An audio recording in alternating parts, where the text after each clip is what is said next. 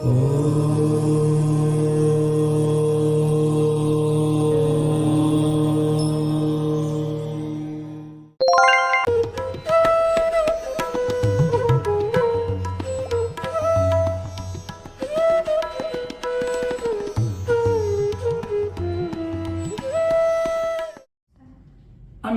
Indian knowledge में आप सब लोगों का स्वागत है। मैं एक बार फिर से आप लोगों के सामने फोल्डेड विषय को अनफोल्ड करने के लिए उपस्थित हूं। आप लोगों ने मेरे चैनल को सब्सक्राइब किया, शेयर किया, मुझे मोटिवेट किया। आप सब लोगों का बहुत बहुत धन्यवाद। और जो मेरे चैनल पे नए हैं वे मेरे इस चैनल को सब्सक्राइब करके मुझे मोटिवेट करें, ये आप लोगों की प्रति मेरी प्रार्थना है। मित्रों, जो एकेडमिक जगत में जो चर्चा का सबसे बड़ा विषय रहता है वह है हमारी शिक्षा पद्धति। मैं अभी राष्ट्रीय शिक्षा पद्धति 2020 की बात नहीं कर रहा, बल्कि यथा समय जब जब आवश्यकता पड़ी हमारी शिक्षा पद्धति में परिवर्तन होती रही और उस परिवर्तन के प्रति लोगों के मन में विरोध या लोगों के मन में उसके समर्थन के प्रति भावना प्रबलित होती रही। और इन सब का परिणाम यह रहा, इस विवाद, इस प्रतिवाद का परिणाम यह रहा कि सदैव शिक्षा व्यवस्था के ऊपर टिप्पणी होती रही। लेकिन हम लोगों ने कभी इस ओर ध्यान नहीं दिया कि शिक्षा पद्धति शुरू से ही परिवर्तनशील रही है, कभी भी स्टैटिक सिस्टम एजुकेशन का नहीं रहा। हम वैदिक शिक्षा पद्धति की बात कर लेते हैं, हम उपनिषदीय शिक्षा पद्धति की बात कर लेते हैं या भारतीय प्राचीन शिक्षा पद्धति की चर्चा करते हैं, लेकिन कभी भी हमने उसकी गहराई में जाकर के विमर्श नहीं किया कि क्या यह शिक्षा पद्धति परिवर्तित होती रही। तदनुसार यदि भारत की समग्र शिक्षा व्यवस्था को अगर काल के संदर्भ में हम बांटे तो हम इसे 3 भागों में बांट सकते हैं। एक प्राचीन कालिक, दूसरा मध्यकालिक और तीसरा आधुनिक।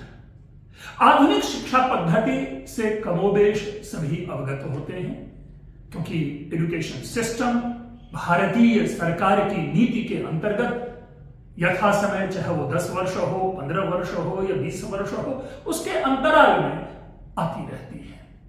मध्यकालिक शिक्षा पद्धति विशुद्ध जो कह सकते हैं कि जो विदेशी आक्रांताओं ने, जिसने भारत पर आकर के शासन किया, उनके अनुकूल वो शिक्षा पद्धति चलती रही, संचालित होती रही। लेकिन जो प्राचीन भारतीय शिक्षा पद्धति है वो आज भी हमें किसी न किसी रूप में आह्लादित करती है, हमें आकर्षित करती है और हमें उस ओर जाने के लिए प्रेरित करती है। क्यों? हम सबसे पहले उन शिक्षा पद्धतियों को जाने जो प्राचीन काल की थी। जो वैदिक शिक्षा पद्धति है, वैदिक जो शिक्षा पद्धति है, उसे सामान्य रूप से श्रुति कह के संबोधित किया जाता रहा है। श्रुति परंपरा से हम शिक्षा अधिगत करते थे। मित्रों, मैंने इस विषय पर एक अपना गहरा एक व्याख्यान प्रस्तुत किया था अपने इसी अनफोल्डेड इंडियन नॉलेज चैनल पे, और वो आप लोग ने देखा भी होगा, और जिसने नहीं देखा है वहां जाकर के देख सकते हैं कि श्रुति के ऊपर में मेरी क्या अवधारणा है, मेरा क्या कॉन्सेप्ट है। तो जो श्रुति परंपरा रही, ऐसा कहा जाता रहा कि वे सुन करके अध्ययन करते थे। मैं यहां पर स्पष्ट कर दूं कि कोई भी शिक्षा पद्धति ऐसी नहीं रही है जिसमें केवल सुन करके ही ज्ञानार्जन होता रहा है, बल्कि लेखन और मनन और चिंतन, निधिध्यासन, ये सारे उसके अंगोपांग रहे हैं, जिसके बिना ज्ञानार्जन संभव नहीं है। आज हमें सिखाया जाता है कि हमें मगिंग अप नहीं करना चाहिए, रटना नहीं चाहिए। प्राचीन शिक्षा पद्धति रटंत विद्या थी, लोग उनमें रटने के लिए प्रेरित करते थे। ऐसा नहीं है मित्रों, कोई भी ऐसा काल नहीं है जिसमें अगर हम मगिंग अप नहीं करते तो कहीं ना कहीं हम ज्ञान के एक अंश से वंचित रह जाते हैं। आप जरा सोचिए, क्या फिजिक्स पढ़ने वाले बच्चे जितने भी एलिमेंट्स हैं, क्या उनके जो नंबर हैं या जो भी उनके संकेत हैं उन्हें याद नहीं करेंगे? उन्हें याद करना अनिवार्य है, क्योंकि उसको हम समझ से नहीं बना सकते।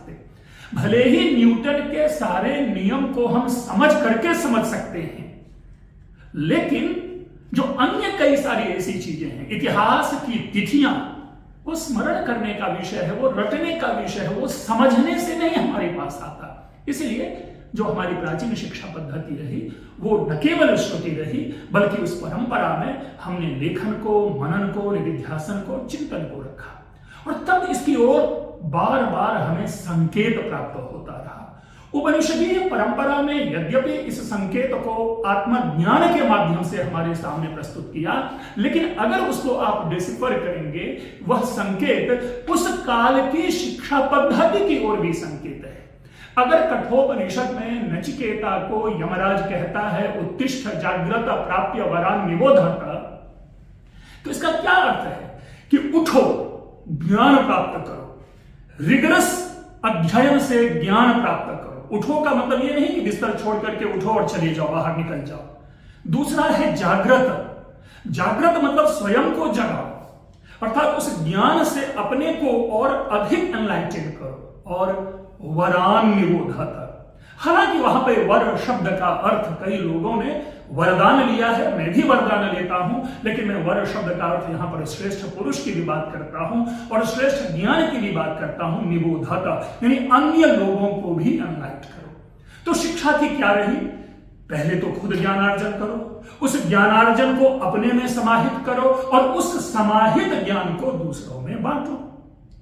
उसी को केनोपनिषद में आकर के कहा कि न तत्र चक्षुर गच्छति न वाग गच्छति नो मनः न विद्मो न विजानीमो। भाई संस्कृत की पंक्ति है, घबराना नहीं है।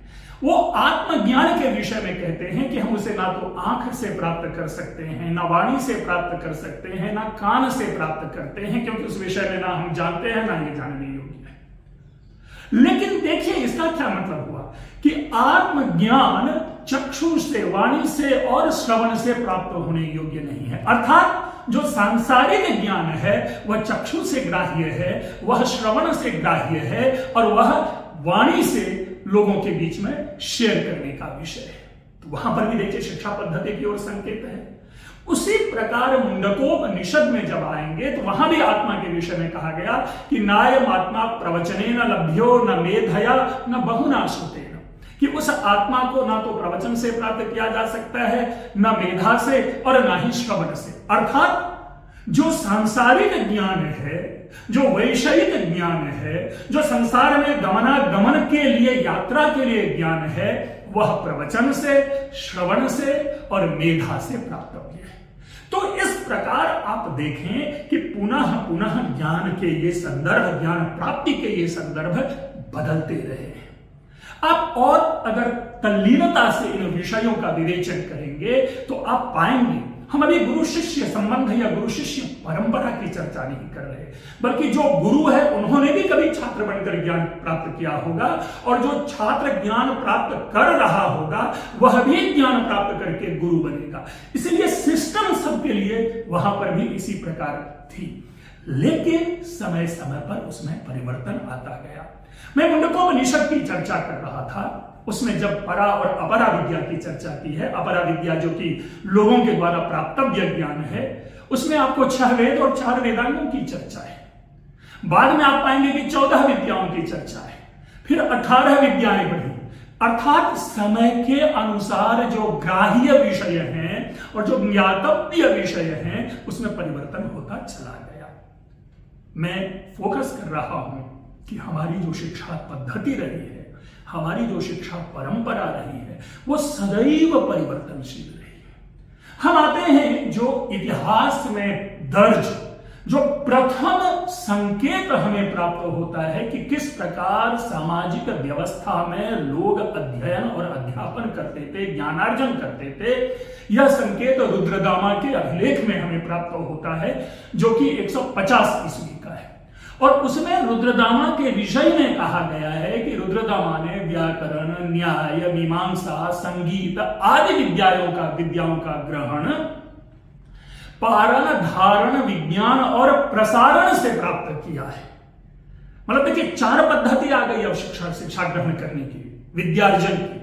पारण अर्थात जो विषय है उसमें आप डुबकी लगाओ, उनको समझो। धारण अर्थात उसको समझ के आत्मस्थ करो, स्वयं में स्थापित करो। फिर है पारण धारण विज्ञान, उनके विशिष्ट ज्ञान को, जिसको हम इनोवेटिव नॉलेज कहते हैं, जिनको हमें कह सकते हैं कि एक किसी भी प्राप्त ज्ञान से नए चिंतन की उद्भावना, वो जो है वहां पर विज्ञान है। और इन तीनों के बाद कहते हैं प्रसारण प्रचारण, अर्थात तो लोगों में उनका प्रचार प्रसार करें। मित्रों, ये परंपरा, जिस परंपरा की ओर संकेत रुद्रदामा ने किया है, वह लगभग 1000 वर्ष तक सातत्य उसी प्रकार चलता रहा, क्योंकि 12वीं शताब्दी में महाकवि श्री हर्ष ने अपने नैषधीय चरितम में स्पष्ट कहा है कि अधिक बोधाचरण प्रचारणैः, अर्थात राजा नल ने अधिक यानी अध्ययन, बोध यानी अंडरस्टैंडिंग समझ, अधिक बोध आचरण, आचरण अर्थात अपने जीवन में अपने व्यवहार में उस विद्या को स्थापित करना, और प्रचारण यानी प्रचारण के द्वारा लोगों में उस ज्ञान को बांट करके, लोगों के साथ डिबेट करके, शास्त्रार्थ करके फिर उस ज्ञान का प्रसार किया, उस ज्ञान को प्राप्त किया। किसने? राजा नल ने।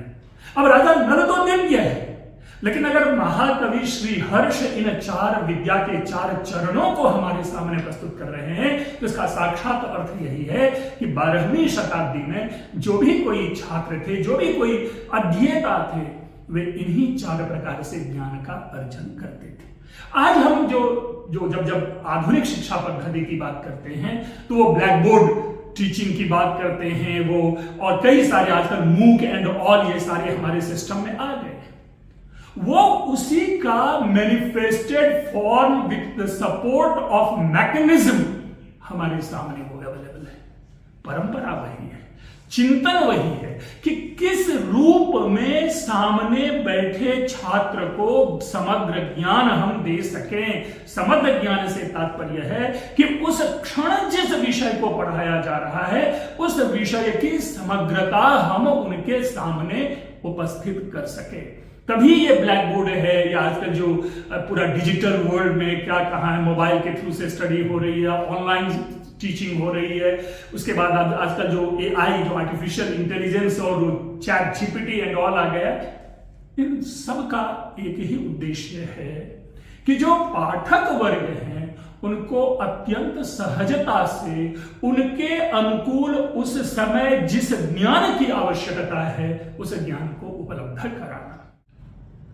चाहे रुद्रदामा का धारण पारण विज्ञान और प्रयोग हो, या श्री हर्ष के द्वारा बताया गया अधिक बोध आचरण और प्रचारण हो, इन सब का निचोड़ यही है कि जो ज्ञान प्राप्त करना चाहते हैं, जो शिक्षा अर्जित करना चाहते हैं, वे पहले कंठस्थ करें, पुनः उनके अर्थ पर विमर्श करें, पुनरावृत्ति करके सदा स्मरण में रखें, पुनः पुनः बोल बोल करके अभ्यास करें, और अंत में सबको पढ़ाएं, सब में ज्ञान का प्रसार करें। लेकिन जो मिसिंग है उसको हमें समझना बहुत जरूरी है, और वह मिसिंग तत्व यह है कि इन सब के बीच में ऑलवेज एक प्रधान पुरुष विद्यमान रहता था,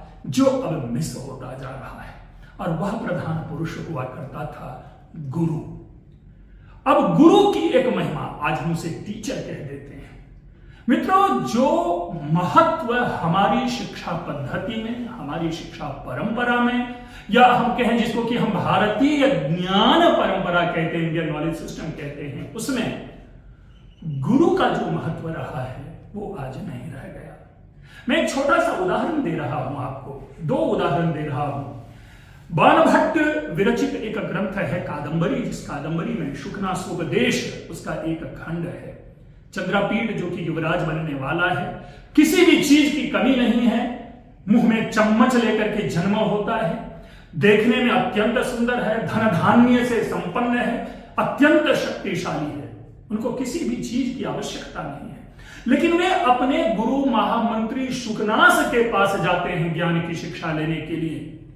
और शुकनास उस समय कहता है चंद्रापीड़ से कि विदित वेदितव्यस्याधीत सर्वशास्त्रस्य ते नाल्पमप्युपदेष्टव्यमस्ति।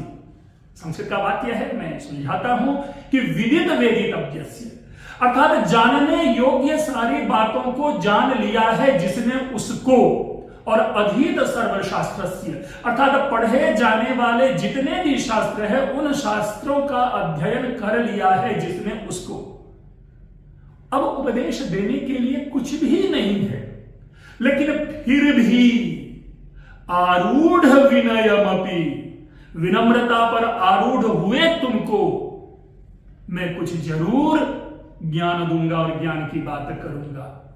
अर्थात पढ़ने लिखने के बाद भी गुरु की आवश्यकता पड़ती है, यह उस ओर संकेत है। दूसरा संकेत मैं ले रहा हूं आपको मुद्रा राक्षसम के तृतीय अंक में, जहां पर चाणक्य और चंद्रगुप्त ये दोनों आपस में कृतक कलह करते हैं, एक नकली लड़ाई, बनावटी लड़ाई, क्योंकि उनको राक्षस को क्या है कि उनको सरेंडर करवाना है अपने महामंत्री बनाने के लिए।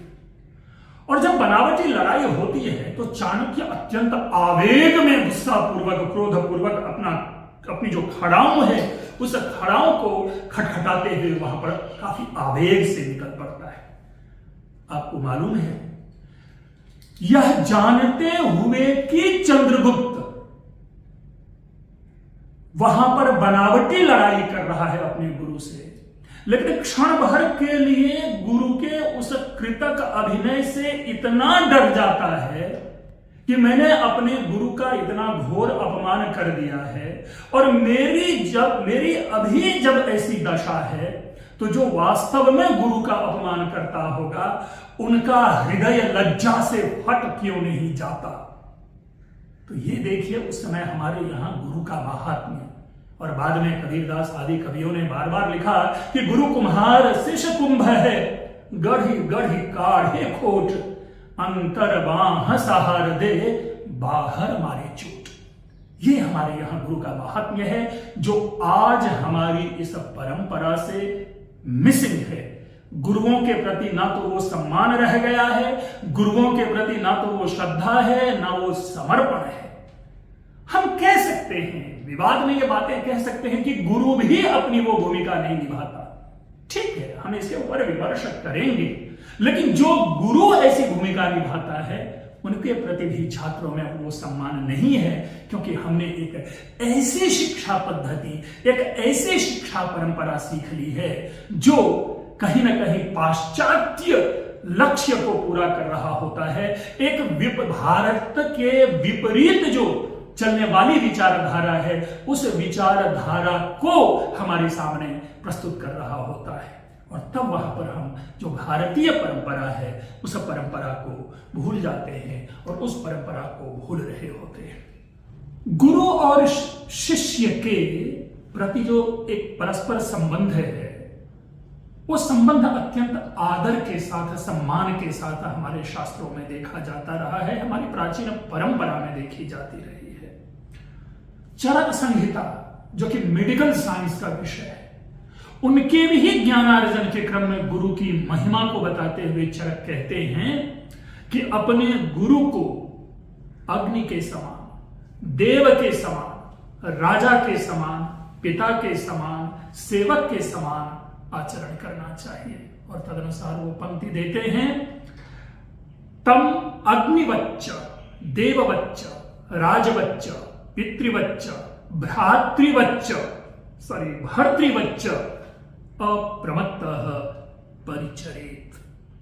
पुनः पुनः हमारे शास्त्रों में कहा गया चरे वेति कुरु कर्मैव, अर्थात ये जो ज्ञानार्जन की जो परंपरा है वो सदैव चलती रहनी चाहिए। ऐसा नहीं कि हमने ग्रेजुएशन की डिग्री ले ली या पीएचडी की डिग्री ले ली तो हमने अध्ययन कर लिया और हम अध्यापन योग्य हो गए, नहीं। इससे इसकी ओर संकेत मिलता है कि व्यक्ति सदैव ज्ञान प्राप्त करने के लिए सन्नद्ध रहें, प्रयत्नशील रहें, और हमारे शास्त्र, हमारे प्राचीन साहित्य सदैव इस ओर संकेत देते रहे हैं। मित्रों, जो 2-3 और प्रमुख बात इससे निकल कर आती है वो भी समझना ज्यादा जरूरी है कि कोई भी चीज जब हम प्राचीन शिक्षा पद्धति कहते हैं तो प्राचीन शब्द लगा देने मात्र से वो आउटडेटेड नहीं हो जाता। हमारे यहां जो भी कोई चीज ऐसे प्राचीन होते हैं उनमें भी हम उनके प्रति सम्मान भावना रखते हैं। अगर हमारे दादाजी परदादाजी ओल्ड हो गए तो ये कभी नहीं कहा जाना चाहिए कि वो हमारे परिवार के लिए उपयोगी नहीं है। क्यों? क्योंकि विपत्ति काल में उनका अनुभव ही हमारे साथ आता है, वही हमें सांत्वना का कोमल स्पर्श देता है जिससे अपने जीवन यात्रा में हम आगे उत्साहपूर्वक निकलते हैं।